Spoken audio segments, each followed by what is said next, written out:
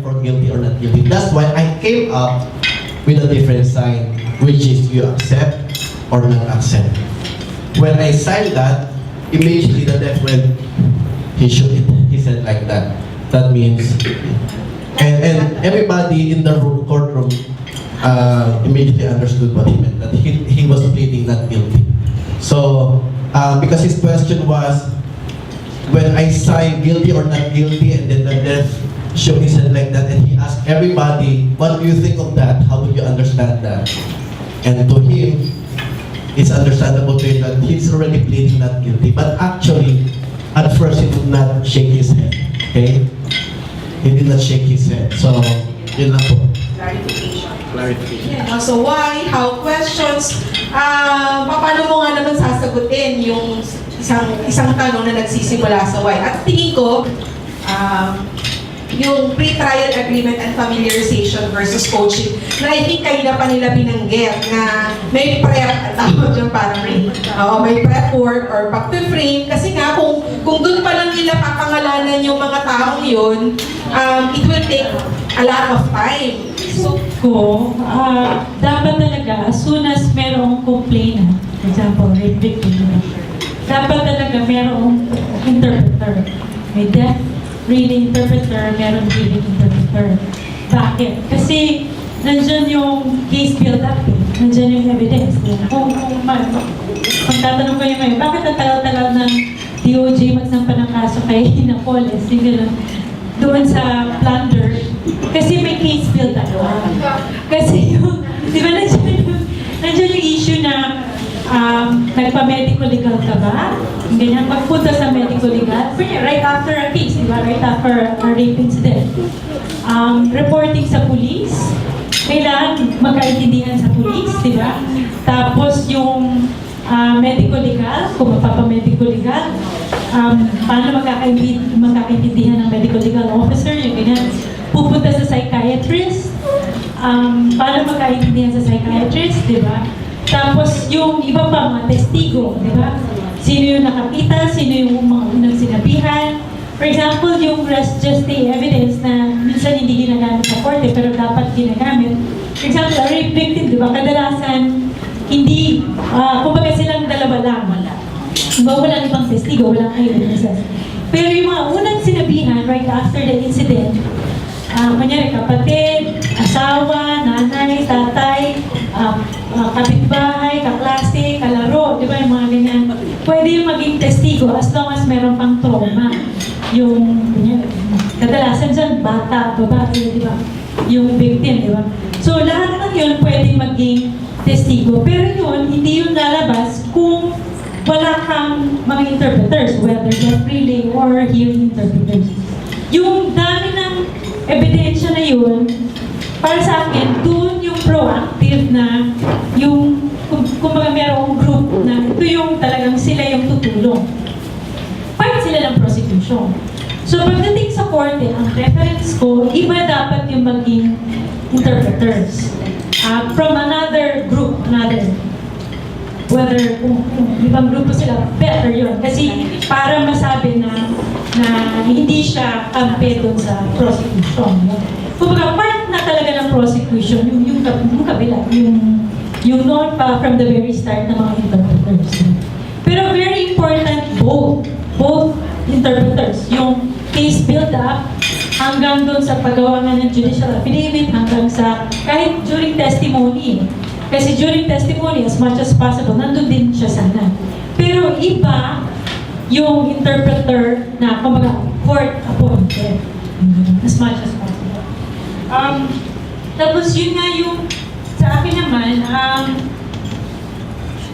even the court interpreter, dapat merong familiarization talaga. Kasi merong mga terms na maaaring hindi sila magkaintindihan kung same day doon lang sila magkikita. Mas lalo na sa court system natin, ang daming kaso, kunyari, minsan may court na umabot sa 40 cases sa isang umaga, kung gano'n. Pero kung preference ko pa rin, sana magkaroon ng special court for gender-based violence cases. So kasi yung court kasi natin sa ngayon, di ba, meron bang family court, na pwedeng nandiyan yung mag-hear ng kaso ng either mag-asawa o custody cases, yung ganun. Pero yung rape cases, pwede yan, kung minor yung babae, di ba? Papasok siya sa family court, di ba? Pero kung adult, yung ganyan, ibang court na yan. Diba, ordinary court na yan. So, ako, preference ko na noon ko pa sinasabi, sana pakinggan na ng DOJ na Supreme Court, magkaroon ng special court. Diba? Bakit? Kasi in our experience, mag-train ka na mag-train, maubos ang boses mo throughout the Philippines, di ba? Hindi mo maubos lahat ng judges, hindi mo maubos lahat ng prosecutor, hindi mo maubos pati buti nga meron na tayong women's desk, di ba? Pero sa akin lang, hindi mo lahat matatrain, hindi mo sila makukover. And in terms of, unless meron kang special courts. And even yung special courts, di ba? Importante sila kasi yung gender sensitivity, gender responsiveness, very important, di ba? Kasi mahirap nga yung kulang. Masana yung mga lumalabas na why questions. Yung why questions as much as possible, dapat hindi tinatanongin ng judges, di ba? Bakit, kunyari, bakit ka sinaktan, or bakit ginawa ko sa'yo, yung ganyan, di ba? Yung mga ganong klaseng question, pinakamaganda, hindi sana tinatanong yun ng judges, di ba? Parang I agree with that, but how if, for example, the lawyer teaches guiding questions, or parang ganun?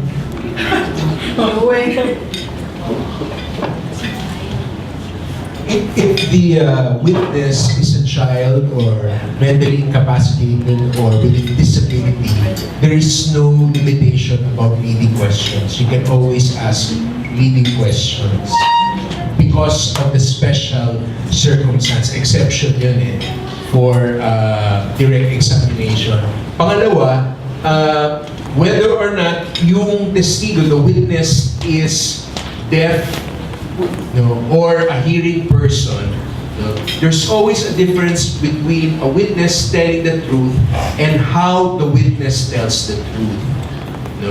Very, very important. Minsan, nagsasabi niya totoo pero hindi magandang arrive ang dating. Nawawala yung value ng kanyang testimony. So how do you prevent that? It's also explaining to the witness, ito yung mangyayari, ito yung tatanungin ko sa iyo, ito yung proseso. Okay? It's not coaching or manipulating because you're asking him or her to tell the truth. You're just more or less orienting him, ito ang mangyayari, ito tatanungin ko, ito ang pwedeng tanungin sa iyo ng kabila. So, paano mo sasagutin yun? So, it's not coaching, not really, but more of at least practicing. A rehearsed witness is also a very loose term. I-share ko lang, we have a recent case na unschooled rape victim adult. Ang problema, kailangan ng affidavit. Actually, commercial pala, down in the series, the third in the series is issues in written translation, ibang traffic yun. Pero because we had to come up with a written document, the affidavit, we had to sit down with the complainant, a deaf reading interpreter, and some women advocates. So, ilang oras yun? Siguro mga total of about mga 8 to 10 hours yun to come up with the affidavit. Because of that, lumabas dun yung describe ko kanina na nag-agree na kami na itong mga kapatid, ito yung gestural sign ni Kuya number 1, ate number 2, para magkakaintindihan tayo. Ang concern ko dun, kaya yung question about the agreements, ang feeling ko lang na kami yung got this information from the complainant. Example lang, malaman ng kabila, okay, ito yung ginawa niyo lahat, binigyan niyo ng pangalan, ito yung kinuha niyo pwede bang ma-question? Dahil nga, kami yung kumuha in that kind of an environment. In fact, later on, nung nagbigay kami ng recommendations, ang PDRC nagbigay ng recommendations to the Office of the Prosecutor. By the way, ang DOJ has absolutely no policy about sign language interpreting. Sa judiciary, may isang memorandum, may 2 circular. DOJ, 0 talaga. So yung mga prosecutor, talaga wala silang magawa. Despite having this so-called PWD-friendly test, which doesn't really help in terms of accessibility. Pero sinabi na namin doon sa fiscal, sabi namin, I would recommend meron kaming binigay ng mga pangalan for the visual communication assessment for the deaf, which is recommendations for the court-appointed interpreter. It does not limit the fact, and we would highly recommend na kung merong private interpreter na hindi nyo kukunin yan doon sa tatulo. Kasi parang pag yung private interpreter, like for instance, the interpreter who would help in writing down the affidavit and getting the whole kwento and the whole narration, etc.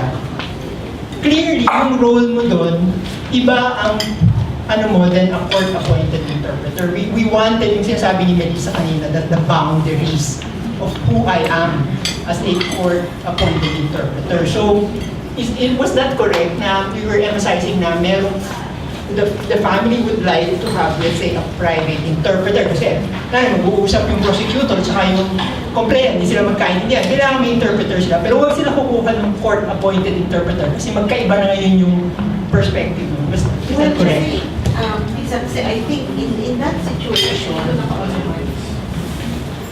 doon sa situation na yun, no? Hindi ka naman talaga yung tatawag natin pre-trial agreements versus coaching. Kasi even sa lawyers, maski sa estudyante, sinasabi na yung isang abogado who does not talk to his or her witness before going to court, medyo may katangahan ka. Kasi masyado ka, you really talk to your witness. Kasi kailangan magkaisa kayo ng level ng pagpananaw, no? Kasi kahit yung paggamit ng salita, for instance, yung isang rape case na pinaprosecute ko na minor na pinahinog ng alak, nalaseng, yung ganon. Doon sa nung nire-rehearse ko, which is, it's really a rehearsal, tinanong ko, anong nangyari pagkatapos niya? Uminom ako ng alak. When actually, what happened was, pinainom siya ng alak. Pero, ang sagot niya, uminom ako ng alak. Which is a big difference. Diba? Pag sinabing uminom ako ng alak, ay ako kumuha na, at yung pinainom ka, pinilit ka uminom. Yung, kasi, bata, minors, or hindi mga teenagers, di ba? Loose lang naman ang paggamit ng salita eh. Hindi naiintindihan kung minsan yung kahalagahan, no? Nung pagiging exact or precise, yung importansya ng salita. No? Kaya yung sa example na yun, ang diferensya makikita mo na eh. Kung sa nagsasalita, meron ng ganong klaseng kailangan mong paghahanda, no? To aid in telling the court the truth. No? To aid the court in understanding. I do not think it's not iba yung coaching na gumagawa ka ng istoryang hindi totoo. Iba yun eh. Diba? I think more or less, tayo, alam naman natin ang diferensya. At alam naman natin, kung nagduduktor na tayo ng testimony, o nagduduktor na tayo ng kwento para palabasin ng hindi tunay na nangyari. Yun ang hindi pwede. No? Pero, in the sense na ang language, ang lingwahe, ang pananalita, ang mga salita, iba't ibang klase siya. Pero, bahagi lang yun ng pag-communicate para maintindihan ka. Kung ginagawa yan sa, talking people, sa taong nagsasalita, bakit hindi mo pwedeng gawin yan sa mga tao na merong ibang situation na hindi makarinig at hindi makapagsalita ng exact gaya ng ibang taong nagsasalita. So there's a difference. I don't think we should be yung para baka naman tayo mag-labor too much on are we being neutral? Are we being no? Kasi basta malinaw ang ginagawa natin na we are simply trying to, kasi kung sa bata nga, di ba, you can use stars, you can use representations, you're allowed to do that para ma-convey you come across, ma-communicate properly. I think with the deaf fan, complainants, victims, or accused, we can also do the same thing. No? Huwag basta malinaw tayo na hindi tayo gumagawa na pag dinagdagan mo, iba na yun. Di ba? Pero yung paraan lang ng, ano bang, gestures. You can have different gestures, di ba? May levels din siya. Minsan na may misinterpret, even facial expressions. Pwedeng mag-misinterpret. Ang ano lang kasi attorney nila several instances na interpreters have told us, lalo nga ito nga problema nga kasi the absence of policy. You know, walang policy na about the conduct of sign language interpreting in the courts. Countless times, the interpreter is questioned by the party who is not deaf. Sasabihin niya, how do we know that the interpretation is correct? We don't know, period. It's just like a Japanese interpreter. It's like a Japanese interpreter is abi-abing, di ba? Pag merong akusadong Hapon, Koreano, at meron lang Koreano interpreter, kahit bumaliktad ka, hindi mo talaga alam kung tamang sinasabi ng interpreter na yun eh. That happens for, you know, different languages. Same thing. Yeah, but what they do is actually question the credentials of the interpreter. Not the interpretation, but they say, who knows, maybe this interpreter doesn't know how to interpret. So how can we depend on what she's interpreting? Ganito yan. I mean, it's true that that's the way. But parang expert witness, you know? You get to have kasi an expert witness, you qualify them so that you can ask what they call hypothetical questions, you can ask for opinions, which is normally not allowed, di ba? Pero pag interpreter kasi, kahit pa paano, parang may certain leeway in terms of understanding, kasi meron kang edge dyan in the sense of understanding and then translating to communicate. So, I guess, it's your credentials na bakit ka, kasi ikaw naman, pag binitbit ka doon, sasabihin mo, interpreter yan, gusto mo rin malaman kung marunong ba talagang mag-interpret ka o baka mamaya sabi-saring interpretation din naman ang abutin natin, di ba? And then what happens pag hindi mahusay yung interpretation, it will be a miscarriage of justice either way. Commercial lang po na the proposed bill 4631 House Bill in the 15th Congress, the Committee on Justice was never convened to deliberate on it.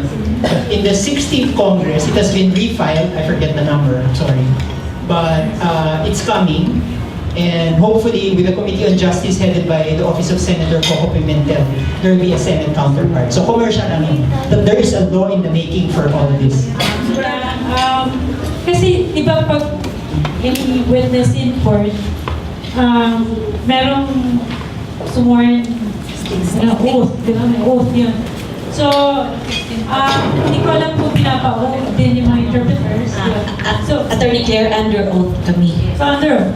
So, as long as under oath, wala namang problema yun, di ba? Kasi, kumbaga, presumption doon, nagsasabi talaga ng totoo. So, kumbaga, wala nang dahilan yung mag-question yung kabilang abogado. Tapos yung credentials pa rin, importante pa rin yung qualifications. Pero at the same time, gusto ko lang din na sana pag-aralan ninyo, importante. Gusto ko sana pag-aralan ng mga interpreters yung rule on the child witness. Kasi ginawa yun, bearing in mind, basta na for children yun. Pero kasi, so walang problema kung child and deaf, walang problema. Kasi pasok na, kasi child na. Ang problema lang kung adult. But I think certain nuances na nandoon ng provisions for child witnesses, pwedeng gamitin for deaf na adult. Kasi nga, na parang hindi naman siya maging leading. Kasi parang, presumption ko lang, yung in terms of, mas na kung unschooled. Kung unschooled, di ba? Definitely. Kasi parang, yung appreciation, etc., di ba? Kumbaga, hirap eh. So I think you can use yung mismong magiging rule, pwedeng pag-aralan niya mabuti para gamitin dun sa magiging rule, whether Supreme Court rule man yan, or pati may DOJ na EO yun. Very useful. May kultura ang court. tawag namin doon, may kultura ang mga deaf na nagagawa nila yan na dapat intindihin natin. Sa court, meron din. At saka yung sa experience ko, I work closely with the lawyers kasi wala naman kaming alam tungkol sa anong decorum namin. Kaya sa dulo ng aking sentence palagi yung lawyer ko, Your Honor. Kasi nakakalimutan ko yun. No? Kasi hindi naman ako practiced on ano, no? Hanggat sa pangalawang interpreting ko na, may honor na ako dun sa dulo. So, natutuwa na yung judge sa akin, ano? So, mas pleasing yung pag-accommodate niya sa akin sa court. At saka siya ang nag-rule na itong gagawin. Itong interpreter na to, interpreter to ng korte. Kahit hindi ako appointed, volunteer yun eh. Wala pa namang bayan mo at saka all those stuff. So,